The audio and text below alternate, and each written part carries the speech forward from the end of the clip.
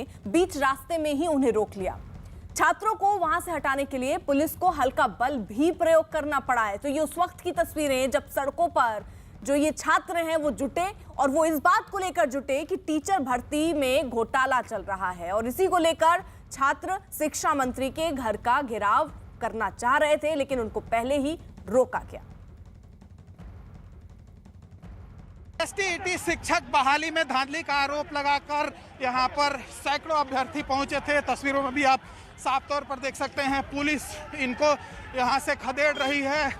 इन अभ्यर्थियों का सीधे तौर पर यह आरोप है कि जो एसटीईटी में बहाली की बात सरकार की थी उसमें धांधली किया गया है, और उसी को लेकर ये सभी अभ्यर्थी यहां पर शिक्षा मंत्री के घर का घेराव करने पहुंचे थे, और सचिवालय जैसे पहुंचे हैं उसके बाद यहां पर पुलिस ने इनको रोका है। तस्वीरों में भी आप साफ तौर पर देख सकते हैं, पुलिस इनको खदेड़ रही है, यहां से हटाने की कोशिश की जा रही है ताकि ये जो इलाका है यहां पर कोई भी विरोध प्रदर्शन नहीं कर सकता है। 144 धारा इस इलाके में हमेशा लागू रहता है, और ऐसे में ये सैकड़ों की संख्या में यहाँ पर अभ्यर्थी कैसे पहुँचे, जिसको लेकर ये पुलिस इनको खदेड़ रही है। और तस्वीरों में भी आप साफ तौर पर देख सकते हैं, इनके ऊपर लाठियाँ बरसाई जा रही हैं, खदेड़ने की कोशिश की जा रही है। कई ऐसे छात्र जो अभ्यर्थी हैं वो यहाँ पर गिर रहे हैं, उठ रहे हैं और दौड़कर भागने की कोशिश कर रहे हैं, तो वहीं पुलिस उनको खदेड़ रही है। तस्वीरों को देखकर यह समझा जा सकता है कि किस तरह से जो यहाँ पर एसटीईटी के अभ्यर्थी पहुँचे थे उनको पुलिस यहाँ से खदेड़कर हटाने की कोशिश कर रही है। सामने सचिवालय है और ये इलाका प्रतिबंधित माना जाता है, ऐसे में ये कैसे यहाँ पर पहुँचे इसको लेकर पुलिस इनसे पूछने की कोशिश कर रही थी, रोकने की कोशिश की गई, और इसी बीच यह हंगामा शुरू हो गया है। सामने जो एसटीईटी टीचर के अभ्यर्थी हैं वो हैं, तो वहीं पुलिस पीछे मौजूद है जो इनको यहाँ से खदेड़कर हटाने की कोशिश कर रही है। चंद्रमोहन कुमार हमारे साथ, हमारे सहयोगी जुड़ चुके हैं जिनकी रिपोर्ट आप देख रहे थे इस समय। चंद्रमोहन, फिलहाल जरा बताइए स्थिति क्या है और ये छात्र क्या मांग कर रहे हैं, क्या आरोप लगा रहे हैं? बिल्कुल, देखिए अभी तो स्थिति सामान्य हो चला है, और जो हंगामा करने वाले यहाँ पर अभ्यर्थी थे वो अब गर्दनी बाग, जहाँ पहले से धरना स्थल बनाया गया है, किसी को भी अगर धरना देना है तो वहीं पहुँचते हैं, और फिर ये सभी जो छात्र यहाँ पर पहुँचे थे जो हंगामा कर रहे थे ये वही गर्दनी बाग इलाका में पहुँच गए हैं। लेकिन इनका सीधे तौर पर यह आरोप है कि 2019 में एसटीईटी की बहाली निकली थी, शिक्षक की बहाली निकली थी, और उसके बाद उसका फॉर्म भराया गया, एग्ज़ाम हुआ, और एग्ज़ाम होने के बाद उसका रिज़ल्ट आ चुका है, लेकिन सरकार की तरफ से उनको नियुक्ति पत्र नहीं दिया जा रहा है। यह बहाली तकरीबन 35,500 से ऊपर था, और उसके बाद 30,000 के करीब इसमें रिजल्ट भी आ चुका है। लेकिन अब ये इन अभ्यर्थियों का आरोप है कि सरकार ये कह रही है कि अब मेरिट लिस्ट बनाया जाएगा और उसके बाद फिर ज्वाइनिंग की बात होगी, जिसको लेकर इनका हंगामा था। और आज ये शिक्षा मंत्री के घर पर मिलने के लिए जा रहे थे, और इसी दौरान सचिवालय इलाके के करीब इनको पुलिस ने रोककर और उसके बाद पहले इनसे पूरी बात समझने की कोशिश की, और जब ये छात्र वहाँ से नहीं हटे तो इनके ऊपर लाठीचार्ज किया गया है। और अभी पुलिस वहाँ से खदेड़ चुकी है इन लोगों को। ये लोग अब गर्दनी बाग इलाके में पहुँच चुके हैं, जहाँ पर ये लोग अब आगे धरना देंगे और सरकार के रुख का इंतजार करेंगे कि सरकार किस तरह की कदम उठाती है आगे। ठीक है चंद्रमोहन, जरा आप रहिए साथ। आरजेडी नेता इस बीच तेजस्वी यादव ने भी छात्रों के प्रदर्शन के बहाने नीतीश सरकार पर हमला बोला। पूरी तरीके से सरकार जो है भ्रष्टाचार में डूबी हुई है, धांधली हुई है। भाई धांधली नहीं हुई होती तो मलयालम के एक्ट्रेस थोड़ी ना पास की होती। चलिए, नीतीश कुमार जी तो थके हुए मुख्यमंत्री, उनको बिहार की जनता नौजवानों से कुछ लेना थोड़ी ना, जबकि बिहार सबसे युवा प्रदेश है। और देखिए चंद्रमोहन, अब सीधे सीधे तो कटघरे में नीतीश सरकार को खड़ा कर रहे हैं तेजस्वी यादव।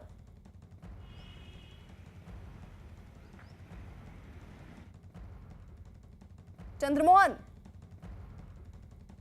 तो शायद उन तक आवाज नहीं पहुंच रही, एक बार फिर से कनेक्ट करने की कोशिश करेंगे। लेकिन ये तस्वीरें उस वक्त की पटना की जहां पर एसटीईटी जो छात्र थे उसके वो पहुंचे थे प्रदर्शन करने के लिए। उन्होंने आरोप लगाया कि टीचर भर्ती में घोटाला धांधली हुई है और उसी को लेकर लोग हंगामा कर रहे थे। काफी संख्या में छात्र राज्य के शिक्षा मंत्री के घर का घेराव करने के लिए निकल पड़े, लेकिन पुलिस ने बीच रास्ते में ही उन्हें रोक लिया। छात्रों को वहां से हटाने के लिए, क्योंकि भारी तादाद में छात्र वहां पर पहुंचे थे, उन्हें हटाने के लिए हल्का बल भी प्रयोग करना पड़ा है। उन पर लाठी भी बरसाई गई, उसके बाद उनको वहां से हटाया गया है। अब जिस जगह पर धरना पहले से चल रहा था विरोध करने के लिए, वहां पर ही अब ये लोग वापस से पहुंच चुके हैं।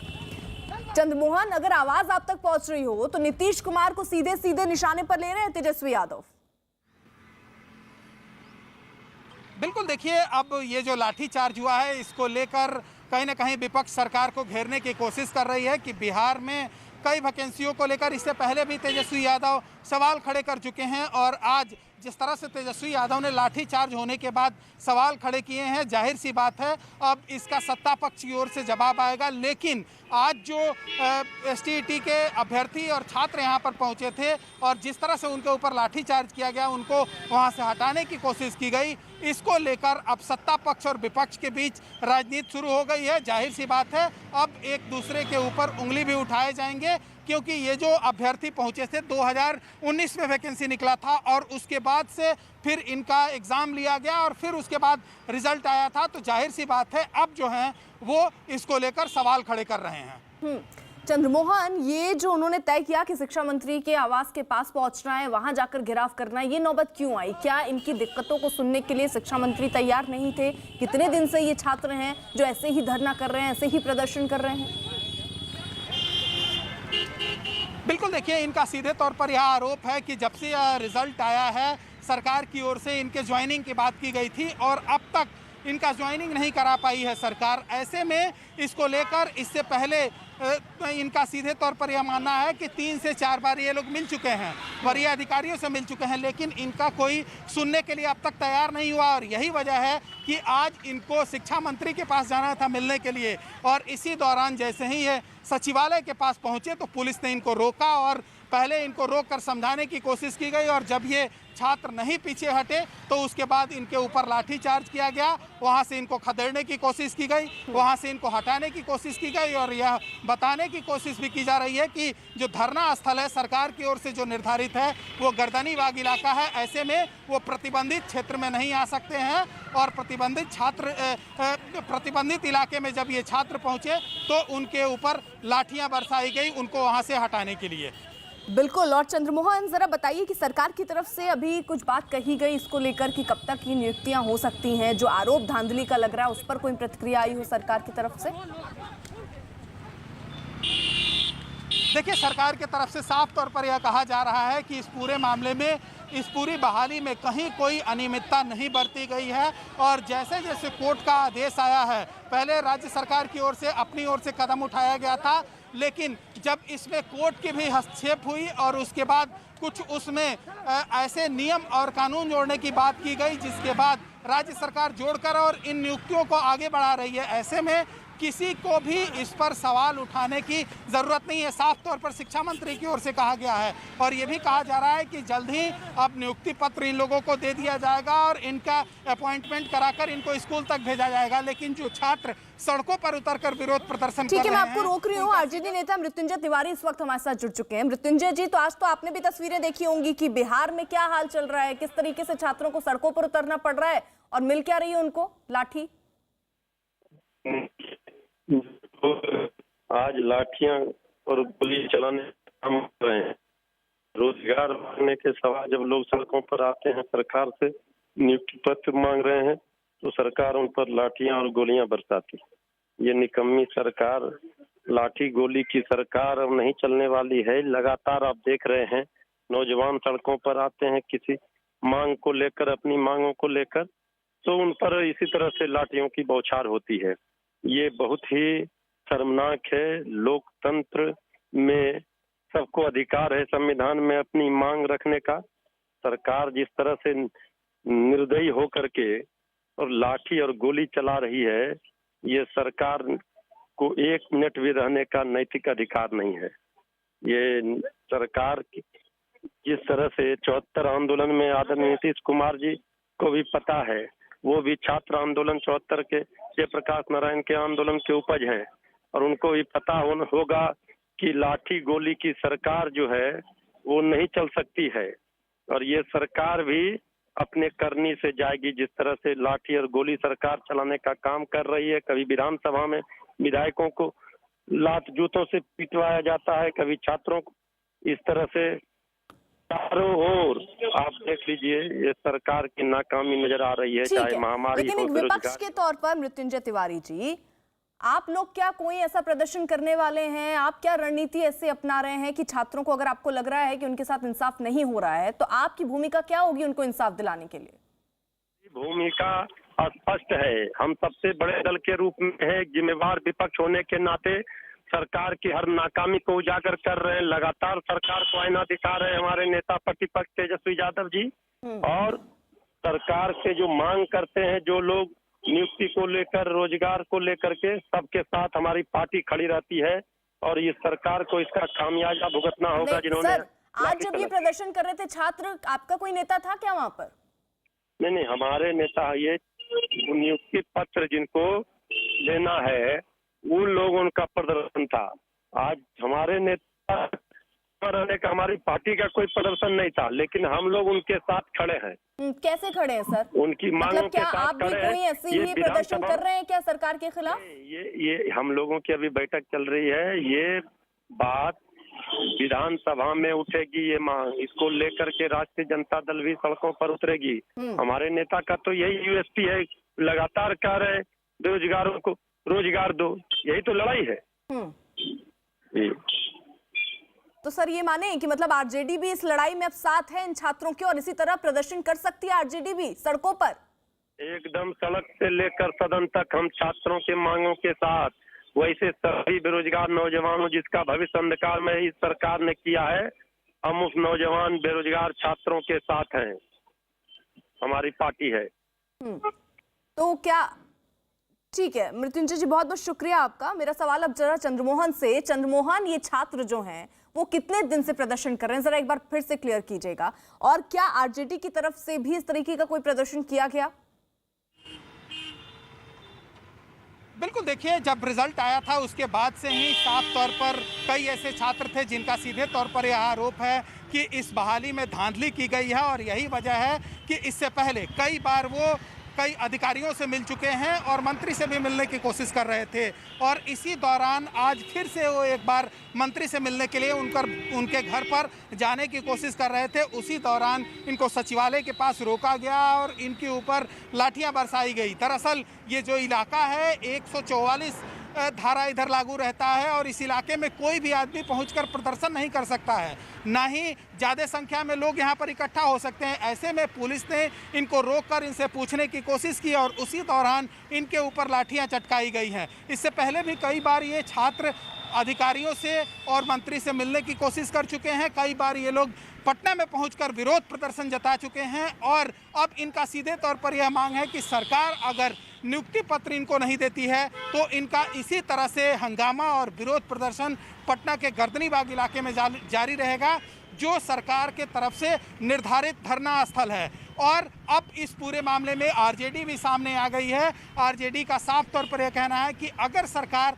उनके बातों को नहीं सुनती है तो वो सड़क से लेकर सदन तक इनके साथ में विरोध प्रदर्शन करेंगे, इनके साथ खड़े रहेंगे, और इनके मांगों को पूरा करने तक इनका विरोध प्रदर्शन भी आगे सरकार के खिलाफ जारी रहेगा। क्योंकि तेजस्वी, ठीक है चंद्रमोहन, आप नजर बनाए रखिए। इस बीच एक बड़ी खबर आ रही है, जल्दी से रुख। बड़ी खबर पंजाब से, जहां दिल्ली के मुख्यमंत्री अरविंद केजरीवाल ने पंजाब के लिए बड़ा चुनावी वादा किया है। अरविंद केजरीवाल ने आम आदमी पार्टी की पंजाब में सरकार बनने पर बिजली पर 3 बड़े ऐलान किए, और ये ऐलान है हर परिवार को 300 यूनिट मुफ्त बिजली दी जाएगी। पुराने बिजली माफ जो बिल है वो माफ किए जाएंगे, और पंजाब में 24 घंटे बिजली दी जाएगी। तो आज जैसे कि संभावना थी 1 बजे जब प्रेस कॉन्फ्रेंस होगी तो कुछ बड़ा ऐलान हो सकता है, और उसी बड़े ऐलान के तहत बिजली को लेकर ही ये बड़ा ऐलान आम आदमी पार्टी की तरफ से। आम आदमी पार्टी की पंजाब में सरकार, पंजाब में आम आदमी पार्टी की सरकार हर परिवार को 300 यूनिट तक बिजली मुफ्त देगी। अब मुझे पता है कुछ पत्रकार कहेंगे दिल्ली में तो 200 देते हो, यहाँ 300 क्यों? पूछोगे ना? तो उसका जवाब है दिल्ली में हमारा जो स्ट्रक्चर है 200 तक हम फ्री देते हैं और 200 से 400 आधी रेट पे देते हैं। तो उसको हमने यहाँ पे 300 यूनिट कर दिया। 300 यूनिट तक बिजली हर परिवार को 300 यूनिट तक मुफ्त बिजली दी जाएगी। कई गांव के अंदर हमारे वॉलंटियर्स गए, कई गांव के अंदर भगवंत साहब, चीमा साहब खुद गए, हमारे एमएलए गए। ऐसे ऐसे गांव हैं जिसमें कई कई हजार रुपए के लोगों का बिल आए, वो भर नहीं पाए, बिजली काट के चले गए। अब बिना बिजली के तो आदमी रह नहीं सकता, सबने कंडी मार रखी है, मजबूरी है, क्या करें, सबने कंडी मार रखी है। सब लोग डर की जिंदगी जी रहे हैं। जैसे ही हमारा कोई आदमी गांव में घुसा, सब लोगों ने कंडी उतारी, सब लोग भागने लगे। लोग डर में जी रहे हैं, लोग बेइज्जती की जिंदगी जी रहे हैं। इन सब लोगों को सम्मान की जिंदगी देंगे, इन सब लोगों को इज्जत की जिंदगी देंगे। इसीलिए जितने पुराने बिल हैं डोमेस्टिक के, जितने पुराने बिल हैं सारे माफ किए जाएंगे। जिन जिन लोगों के पुराने पेंडिंग बकाया बिल हैं, एरियर हैं डोमेस्टिक के, सारे माफ किए जाएंगे। पंजाब में सरप्लस बिजली मिलती है, पंजाब में ज्यादा बिजली उत्पादन होता है, कम खपत है, उसके बावजूद भी बिजली कट लगते हैं इतने बड़े बड़े, कई कई घंटों तक बिजली नहीं आती, खेती के लिए बिजली नहीं मिलती। 24 घंटे बिजली दी जाएगी। जैसे दिल्ली के अंदर हमने 24 घंटे बिजली दी, ऐसे ही पंजाब के अंदर भी 24 घंटे बिजली दी जाएगी। तो ये 3 बड़े बड़े ऐलान हैं। एक, हर घर को 300 यूनिट तक मुफ्त बिजली। 2, पुराने सारे बिजली के बिल माफ और उनका कनेक्शन बहाल होगा। जितने पुराने लोग जितने कट गए सबका कनेक्शन बहाल होगा, सबको सम्मान की जिंदगी दी जाएगी। और तीसरी चीज 24 घंटे बिजली दी जाएगी। पंकज कपाही हमारे साथ, हमारे सहयोगी इस वक्त जुड़ चुके हैं। पंकज, आज बड़ा ऐलान तो कर दिया अरविंद केजरीवाल ने, क्या मुख्यमंत्री के चेहरे के बारे में भी कुछ बताया? कौन होगा वो चेहरा?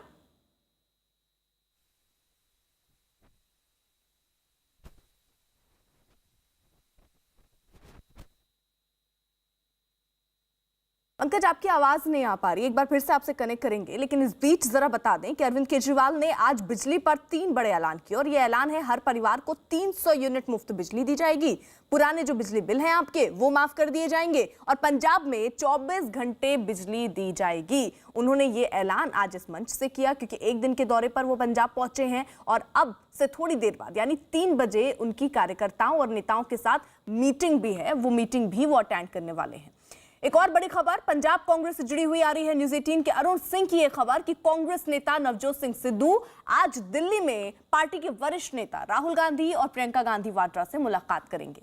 पंजाब के सीएम कैप्टन अमरिंदर सिंह और पूर्व मंत्री नवजोत सिंह सिद्धू के बीच लंबे समय से विवाद चल रहा है। इन सब के बीच सिद्धू आज राहुल गांधी और प्रियंका गांधी से मुलाकात कर सकते हैं। सिद्धू पटियाला से रवाना हो चुके हैं और शाम को बताई जा रही है ये मुलाकात राहुल गांधी के आवास पर होनी है और प्रियंका गांधी वहां पर पहुंचेंगी।